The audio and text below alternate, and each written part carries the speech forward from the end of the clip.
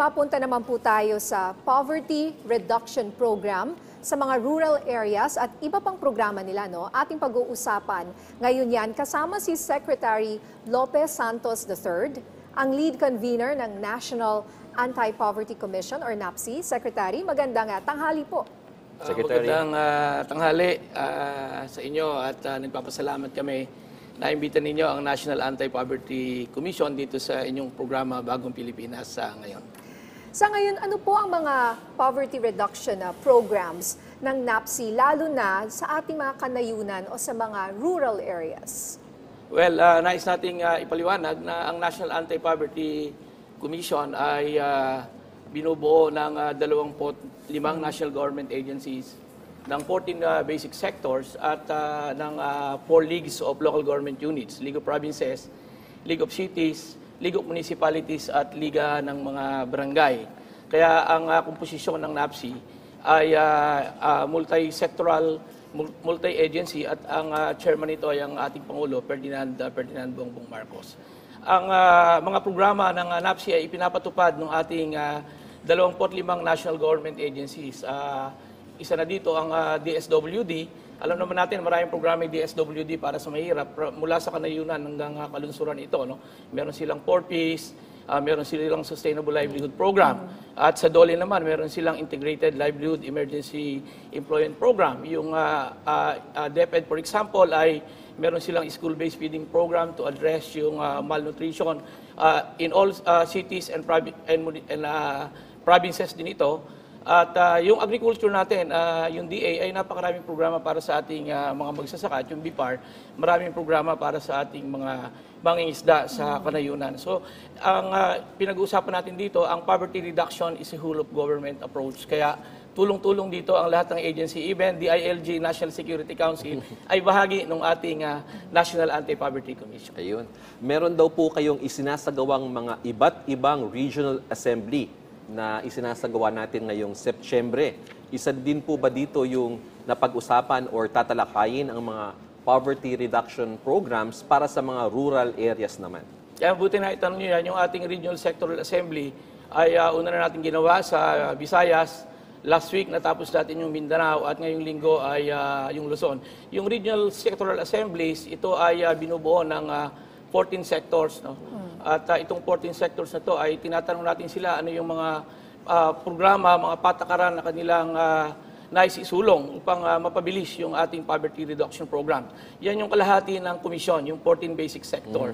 Na bahagi sila kung kaya't yung aming mandato ng policy coordination, policy services, and program monitoring ay dyan namin tinatalakay. So yan mismo yung laman ng talakayan sa mga regional sectoral assemblies, yung mga patakaran at mga programa laban sa kahirapan. Okay. Pag-usapan po natin itong ating regional assembly sa Mindanao, no? Nakatatapos lamang. Ano po yung mga na-identify ninyong priority measures na natalakay para sugpuin ang kahirapan sa Mindanao?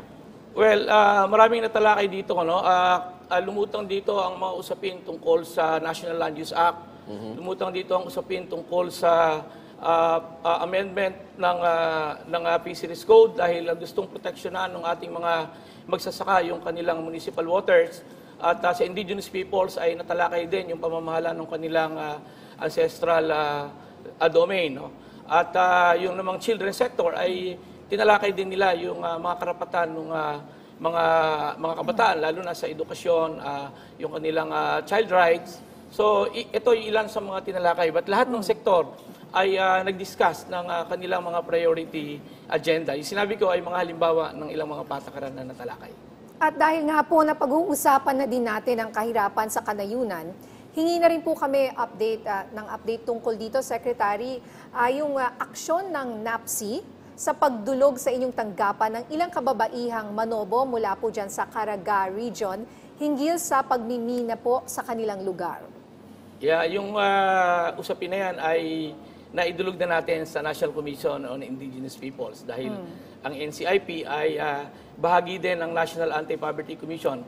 At pagka mayroong mga usapin tungkol dyan ay idinudulog natin yan sa National Commission on Indigenous Peoples at nagkausap na rin tayo ng chairperson ng NCIP at yung ilang mga commissioner, mga regional directors at natalakay ng mabuti yan at itutuloy-tuloy pa nila yung usapan sa pagresolba. Ito ay tungkol sa proteksyon ng kanilang ancestral domain at yung iba ay yung release ng mga royalties tungkol dun sa mining operations in their ancestral domain.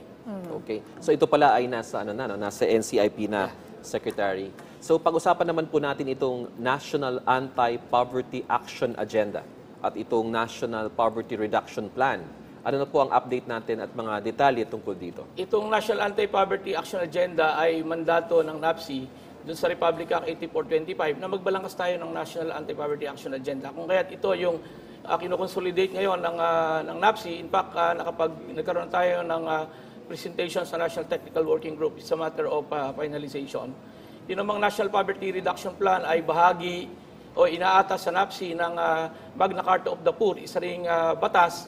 At ito ngayon ay binabalangkas natin. At hindi lang yan, tumatawid na tayo dun sa preparation ng Local Poverty Reduction Action Plan. Kausap na natin dito ang DILG sa posibleng pag-issue ng Joint Memorandum Circular para sabay-sabay na magkaroon ng Local Poverty Reduction Plan ng mga LGUs natin at mandato rin ito ng Magna Carta of the Poor. Ito yung gusto nating mangyari na magkaroon ng pagtutulungan at harmonization, convergence, yung ating mga programa ng national government agencies at saka ng local government units. Sapagkat dun sa ginawa nating mga consultations, nakita natin napakaraming programa ng ating national government at ganun din marami ring programa yung ating mga local government units patungkol dun sa mga poverty reduction program. And we would like to harmonize and converge all these programs to create a greater impact on poverty reduction. Okay, maaari niyo raw po bang ipaliwanag yung institutional mechanism kung paano ipatutupad yung mga programa para sa mga kababayan nating mahihirap? Well, meron tayong established institutional mechanism. The National Anti-Poverty Commission is the institutional mechanism itself. No?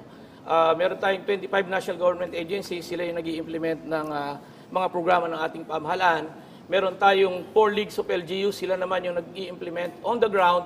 Meron tayong 14 basic sector na nagbabantay at nagmo-monitor ng mga programa na yon kung iyon ay nagaganap sa ground, sa down to barangay level.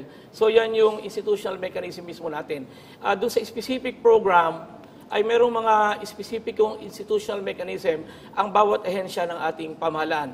But definitely what we are pushing is the active participation, meaningful participation and representation of basic sector in all levels of governance, from national down to local government units. Okay. So Sec, ano po ang panghuli niyong mensahe sa ating mga kababayan mula sa National Anti-Poverty Commission? Nagpapasalamat kami sa ating mga kababayan, sa ating national government agencies, sa ating local government units, at sa ating basic sectors na patuloy na nagsusumusuporta sa mga programa ng ating pamahalaan. At para po ninyo, higit pang malaman ito, panoorin po ninyo yung ating programa sa Channel 4. Meron tayong programa, Aksyon Laban sa Kahirapan, sapagkat gusto nating ipaalam kung ano yung mga programa ng pamahalaang lokal, ng national government agencies, at ano yung mga issues ng basic sector na tinutugunan nito. Maraming salamat po. Maraming salamat po sa inyong oras, Secretary Lopez Santos III, ang lead convener ng National Anti-Poverty Commission. Salamat po.